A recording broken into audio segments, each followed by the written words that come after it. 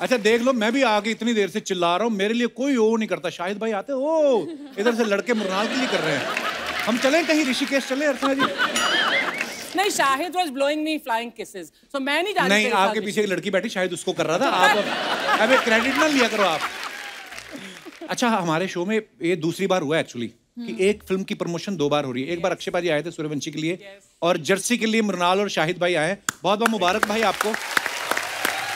आपको पता, मैं आपको पहले बताना चाहता हूँ कि हम यहाँ क्यों आए हैं दूसरी बार, क्योंकि जब प्रमोशंस का प्लान बना तो हमें पता चला कपिल पे 2-2 बार बहुत कम लोग जाते हैं, तो मतलब पूछना शायद सही ना लगे, वो लोग मना कर देंगे। तो मैं अपनी वाइफ मीरा से डिस्कस कर रहा था, तो उन्होंने मुझे ये बात बताई कि घर पे जितनी भी फैमिलीज होती हैं, जो मम्मीज होती हैं, जो आंटीज होती हैं, जो अंकल्स होते हैं, जब तक आपकी फिल्म का प्रमोशन कपिल पे नहीं होता, उनको बिलीव ही नहीं होता कि फिल्म रिलीज हुई है। That's true. That's absolutely true. और ये मैं सिर्फ आपको ऐसे कहने के लिए नहीं कह रहा हूँ, मैं जेन्युइनली कह रहा हूँ कि इतना प्यार है इस देश को कपिल के शो से, और इतना लोगों को आदत हो गई है कि एक्टर्स आके फिल्म प्रमोट करेंगे। अरे लव यू भाई, thank you. Love you too Mrinal. Kapil, या कैसी हो? Mrinal, do not encourage him यार। मैं एक बात बताती हूँ मैम। The thing is, जब तक मैं यहाँ ना आ जाऊँ, Kapil will not be happy. आप क्यों जेलस हो रही हैं? एक बार वो आए प्रमोशन के लिए, तू ऑलरेडी फ्लर्ट कर चुका है, तो इस फिल्म का कोटा तेरा फ्लर्टिंग का खत्म। इस हिसाब से इस एपिसोड के पैसे तो आप भी ले चुकी हैं। हैं? बड़ी खुश है, कहती आज शाहिद और मृणाल आ रहे हैं, एक एपिसोड हम पहले कर चुके हैं, आज तो ये मुझे सडनली रियलाइज हो आप लोगों की बातों के बीच में कि यार प्रमोशन भी तो हम एक बार पहले कर चुके हैं, पैसे का तो डिस्कशन किया नहीं सेकंड टाइम के लिए। पर शाहिद भाई ने वेट किया, फिल्म में जो है थिएटर में ही रिलीज करूंगा, शाहिद झुकेगा नहीं। शाहिद भाई चाहते तो आप ओटीटी पे भी रिलीज कर सकते थे जी। क्या वजह थी, आपने कहा मुझे थिएटर में रिलीज करनी है? एक्चुअली ये कुछ ऐसी फिल्म है कि पूरी फैमिली के साथ थिएटर में बड़े स्क्रीन के ऊपर देखने का जो एक मजा होता है जी। कुछ फिल्में ऐसी होती हैं जो आप घर पे देख सकते हैं, और हमने जब ये फिल्म बनाई थी तो इनफैक्ट हमने ये फिल्म देखी थी, तेलुगु फिल्म थी, तो मैंने थिएटर में ही देखी थी, इसकी स्क्रीनिंग हुई थी। और जब ये फिल्म बन रही थी ना, तो जितने भी सीन्स थे इसके, उनका इमोशन कुछ ऐसा था, कुछ फिल्में होती हैं जब आप थिएटर में इंटरवल होता है तो सबका मूड एक सेम होता है और सब एक सेम चीज़ एक्सपीरियंस साथ में कर रहे होते हैं। मुझे याद है मैंने तारे ज़मीन पे जब देखी थी तो इंटरवल में सब अपने आंसू पोंछ रहे थे ऐसे ऐसे सब ऐसे अपना फेस छुपा रहे थे, या जैसे लगान थी तो सब थिएटर में साथ में एंजॉय कर रहे थे। तो ये शायद उसी तरह की फिल्म है, एक तरफ क्रिकेट है और एक तरफ इमोशन है, और हमने इस फिल्म को बड़े पर्दे के लिए बनाया था। और मुझे जेन्युइनली ऐसा लगता है कि ना मेरी इतनी ताकत है, ना प्रोड्यूसर्स की है, ना किसी की है, वो ये फिल्म की ताकत है कि जितने भी लोगों ने ये फिल्म बनाई वो सब चाहते थे कि चाहे वेट करना पड़े, चाहे ज़्यादा वक्त लगे, चाहे 2 बार प्रमोट करना पड़े, चाहे पैसे का रिस्क लेना पड़े, लेकिन फिल्म तो ये हम थिएटर में ही लगाएंगे। ये सबको लगता था ये फिल्म उसी के लिए बनी। क्या बात, जो सोच लो वो हो भी जाता है। और मृणाल, एक मैंने देखा आप इनको क्रिकेट खेलने से रोक रही हैं, गुस्सा कर रही हैं आप, क्यों? ये सफेद जर्सी आपको धोनी पड़ती है इसलिए? क्यों आप उनको खेलने नहीं दे रही cricket?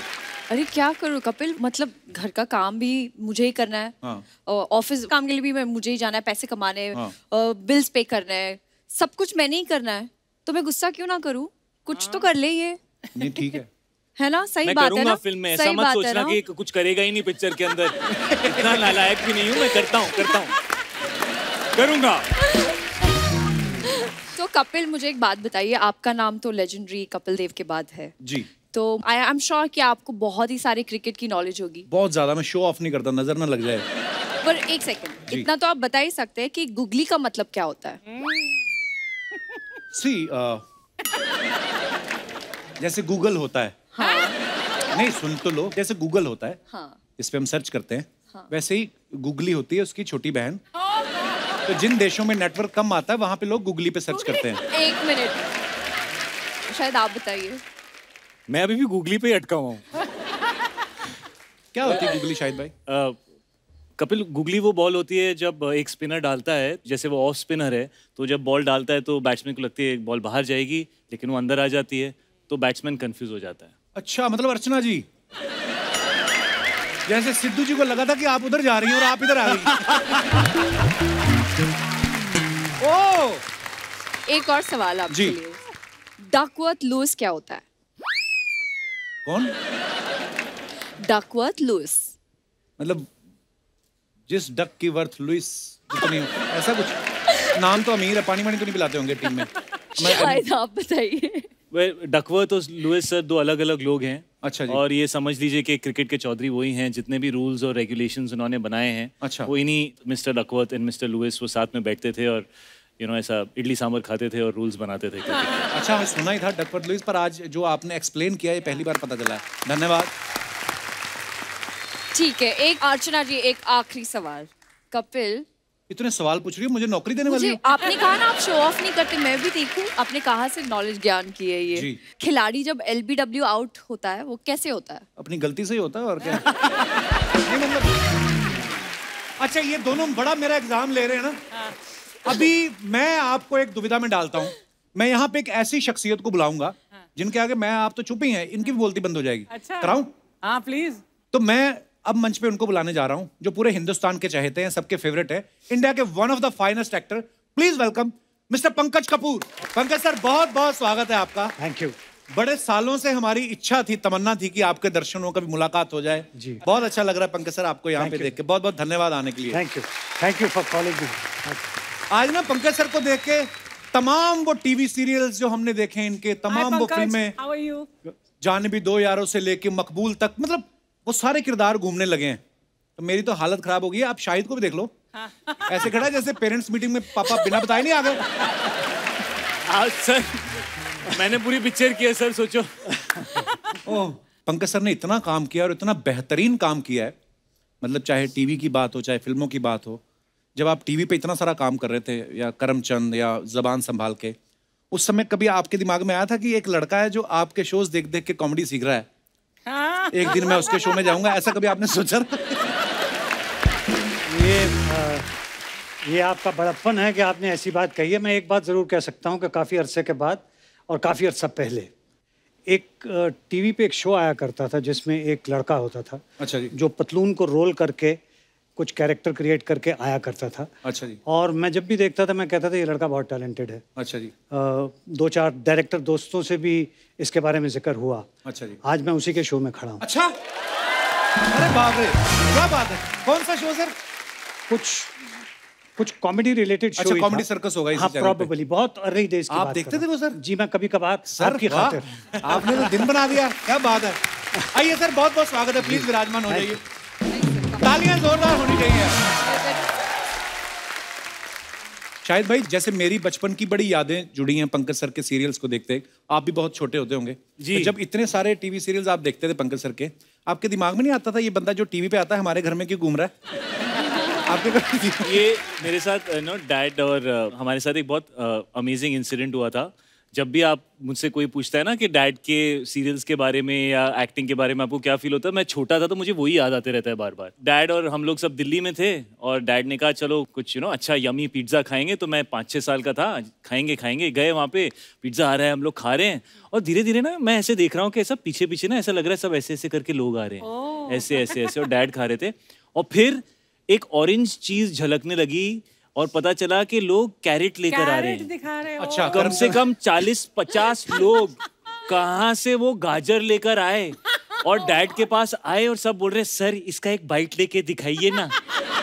And I remember dad was looking traumatised, like मैं 40 गाजर कैसे खाऊंगा। एंड हम एक्चुअली भाग गए वहां से। अच्छा। डैड ने मेरा हाथ पकड़ा जैसे फिल्मों के होता है ना, बेटा किसी को कुछ मत कहना जब तक गाड़ी तक नहीं पहुंची, आंख बंद करके भागते रहना। We actually held hands and we ran out of there. So that's how popular, especially Karamchand was for Dad. मुझे याद है कि करमचंद के टाइम पंकज तुम्हारा पहला एपिसोड, दूसरा एपिसोड अभी टेलीकास्ट हो रहा था और एक दिन तुम आए थे पंकज पराशर के घर और बोला था यार अब मैं बाहर नहीं जा सकता यार। तो हमने बोला क्यों? यार लोग मुझे बहुत पहचानने लगे हैं। एंड देन ऑफ कोर्स ये कैरेट का तो किस्सा, मतलब you made something so famous जो कि बहुत ही ordinary गाजर को तुमने बहुत फेमस कर दिया। I think it was God's grace that it happened, but yes that it happened। उसकी वजह से कुछ काम वाम आगे चलना स्टार्ट हो गया और नतीजा ये है कि आज इनके शो में मैं यहाँ हाजिर हूँ। मैं अपने दर्शकों को बताना चाहता हूँ, खास तौर पे अभी छोटे बच्चों को, कि करमचंद जैसे हमने बहुत देखा है, जो अर्चना जी हैं हमारी, ये भी करमचंद सीरियल में पंकज सर के साथ थी। इनसे पहले जो इनकी असिस्टेंट होती थी करमचंद की किटी, वो सुष्मिता जी थी, उसके बाद अर्चना जी आ गई थी। तो सर ये के लिए आई थी 2 दिन के लिए ही, पर चलो इनकी शुरू से आदत थी लोगों का काम हड़पना ना सर, जैसे नहीं, मैं ये समझता हूँ कि ये हर एक की अपनी अपनी उड़ान होती है। इनकी करमचंद को लेकर के शायद 2-3 एपिसोड्स की उड़ान थी, उसके बाद इन्होंने ऐसी उड़ान भरी, देखिए आज कहाँ बैठी हैं। क्या बात है। अच्छा सर, जो भी हमारे यहाँ पे एक्टर आते हैं ना, चाहे नया एक्टर आए, चाहे कोई 30 साल से इंडस्ट्री में है, सबके साथ अर्चना जी ने काम किया होता है। मेरे को तो कोई बोल रहा था कि दादा साहब फाल्के और अर्चना जी की भी एक पिक्चर आई थी। ऐसा बोलते हैं, भगवान जाने। I wish। पर सर जैसे अर्चना जी ने बोला ना कि अभी शाहिद भाई भी किस्सा बता रहे थे कि लोग गाजर लेके आ गए, तो जेन्युइनली लोग ना मानने लगते थे। जैसे करमचंद को देख के मुझे लगता था कि आप बहुत बड़े जासूस हैं जी। कभी ऐसा कोई भोला आदमी आया हो आपका फैन, किसने आपको बोला कि सर मेरा बाप नहीं मिल रहा, ढूंढ दो? नहीं, ऐसा तो नहीं हुआ, लेकिन एक डेफिनेटली हुआ, which I was quite surprise के एक जर्नलिस्ट थी जिन्होंने मुझे इंटरव्यू किया उसको लेकर के, और बहुत अरसे तक वो सवाल पूछती रही, लेकिन बहुत देर तक मुझे यूं देखती रही। उसके बाद मैंने पूछा कि आप इतने अरसे से ऐसे क्यों देख रही हैं? कहने कि मैं यकीन नहीं कर पा रही हूँ कि आप इतने नॉर्मल हैं। मुझे लगा था जैसे आप वहाँ काम करते हैं वैसे ही आप आम जिंदगी में भी बात करते होंगे। तो वो मेरे लिए एक तजर्बा था जो बड़ा स्टनिंग था कि चूंकि मुझे ऐसा लगता है कि लोगों को आदत ही नहीं थी कैरेक्टराइज्ड कैरेक्टर्स देखने की। लोगों को आदत थी लोग जैसे हैं वैसे ही दिखने की। तो शायद उस शुरुआत का कुछ फ़ायदा भी था और कुछ नुकसान भी। तो फ़ायदे की वजह से यहाँ बैठा हूँ, नुकसान पर सर बड़ा ही आपने जो काम किया है, पंकज सर अपने आप में एक इंस्टीट्यूशन है। मगर एक छोटी सी बात अर्ज कर देना चाहता हूँ, अगर आप इजाज़त दें। जी तो। Sir please. आपने यहाँ बुलाया तो आपके शो में दाखिला लेने के लिए जब मैं इस गली में टर्न किया तो वहाँ पे एक बोर्ड लिखा हुआ था, इस गली में बहुत से कुत्ते हैं। अच्छा। तो मैं अपनी जगह जाके बैठ गया। बाप रे।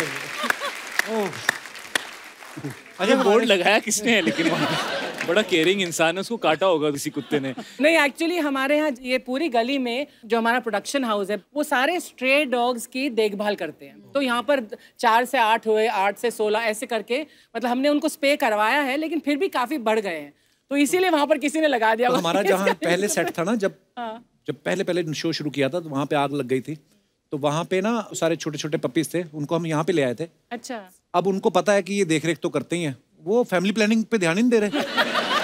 हमारा एक सीजन होता है, उनके 4-4 जनरेशन आ जाती है। तो ये